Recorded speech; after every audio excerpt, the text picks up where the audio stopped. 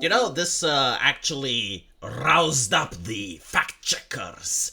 It's like, no, actually, the European Union does not want to sanction Tucker Carlson with a flight ban for having the audacity to interview the Russian president. This is just Guy Verhofstadt's opinion.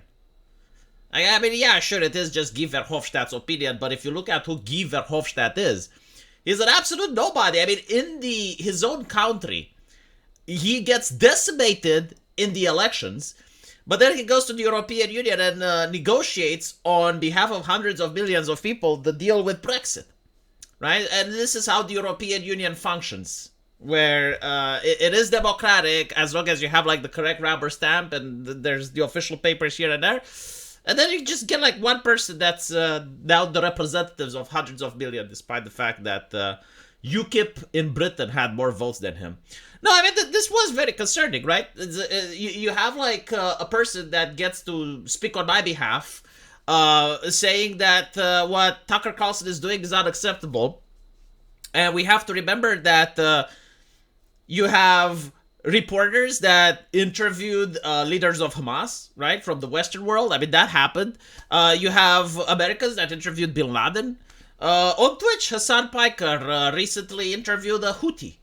The idea that all of a sudden certain interviews aren't allowed, like there are certain people that you should never speak with, because otherwise you're against democracy or something, is ridiculous. Right? But it is what it is. I'm glad that the fact checkers are awake and they're basically saying that it's not a European Union-wide belief. Good, they're probably on the belief that they should shut down Twitter, not on the fact that Tucker Carlson is a bad man. But I did listen to the interview with Tucker Carlson, and I gotta say, it's very difficult to listen because Putin goes on and on about Russian history for more than 40 minutes. And I would want to point out that I could never imagine Joe Biden talk like that with the American people. Like, can you imagine Joe Biden just sitting there and talking for 40 minutes about American history? And I'm not talking about like the pop cultural thing, like the whole stuff that's being repeated over and over. It's like, oh, the Civil War was about slavery. Like, even though when you actually look at the historical thing, they don't talk about it until years within the conflict. Issues like state rights versus federal rights. Could you imagine, like, Joe Biden talk about those? To me, like, what I got from this, and again, I'm not talking like, I'm not saying anything positive about Putin. What I am saying, however, is negative things about the U.S. leadership and their statesmen, because they treat their own people like they're morons, idiots, and imbeciles. There is nothing about history or like real politics or stuff that the American politician tries to educate their own populace about, And the thing with like Putin is not that he is like the only one that does it. Like, there's many other nations that have actual statements and leaders that treat their own population with respect and like grown adults and they try to inform them about their history and stuff. So that's what I got from the first 40 minutes of interview.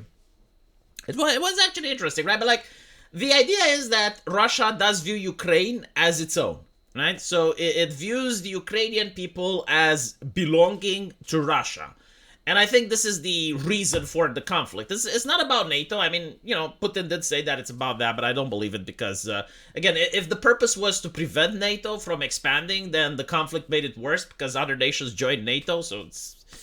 there was also like when he says that the Americans gave him assurances that NATO won't expand.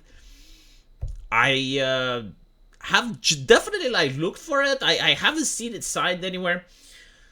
But anyway, this is neither here nor there. The one thing that I wanted to discuss, and this is like a huge own goal from the West, is that Putin pointed out regarding denazification.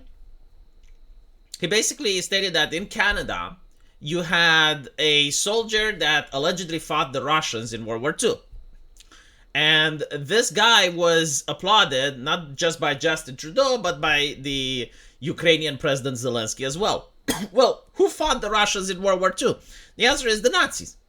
And this guy wasn't just a Nazi, he was a member of the SS, so he was like a super Nazi, if you will. So how do you get to the point where you have the entire Canadian legislature, and this is something that they want to bury, this is something that they want to remove from archives. How do you get like all these people applauding this guy, right? I mean, surely it takes only one individual to just say, hold on a little bit, I did some fact checking. I mean, it doesn't require that much knowledge of history, right? Because this is what I want to go back to. It's why the West is in this situation, because no one talks to them about history, right? Like, all you need to know, it's like, hold on, because even when I was like seeing this and they were saying, well, this guy, he fought the Russians in World War II, I was like, no fucking way. There is no fucking way. Like, you know a little bit about history and you know which side the Russians fought. Turns out he's a super Nazi, right? None of them knew. And I think I also know why. It's not just that in the West, people are ignorant and they don't know anything about history. But it's also the fact that people are encouraged to be sheep. And this is concerning, right? Because they always talk about, the consensus, the scientific consensus this or the consensus that, like consensus. And you get to see how easy it is to reach consensus. Everyone's applauding, so I'm going to applaud as well. That's their fucking consensus.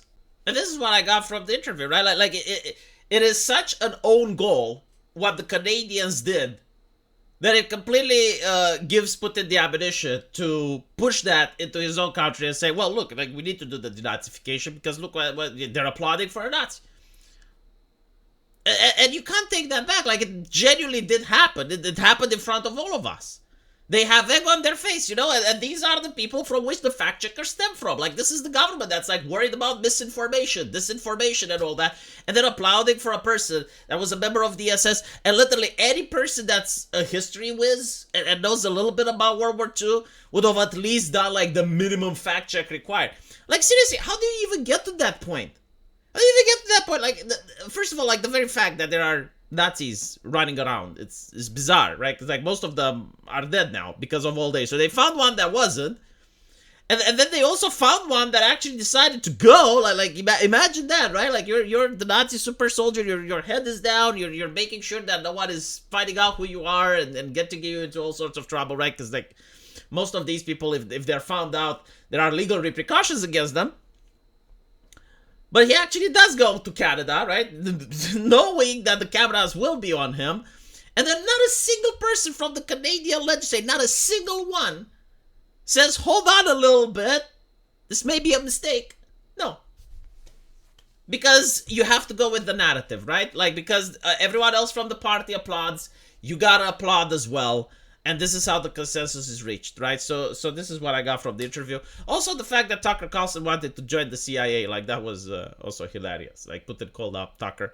A lot of individuals were like, well, like Tucker is going to be soft on Putin. And it's like, well, yeah, sure. I mean, how many people were tough on Zelensky?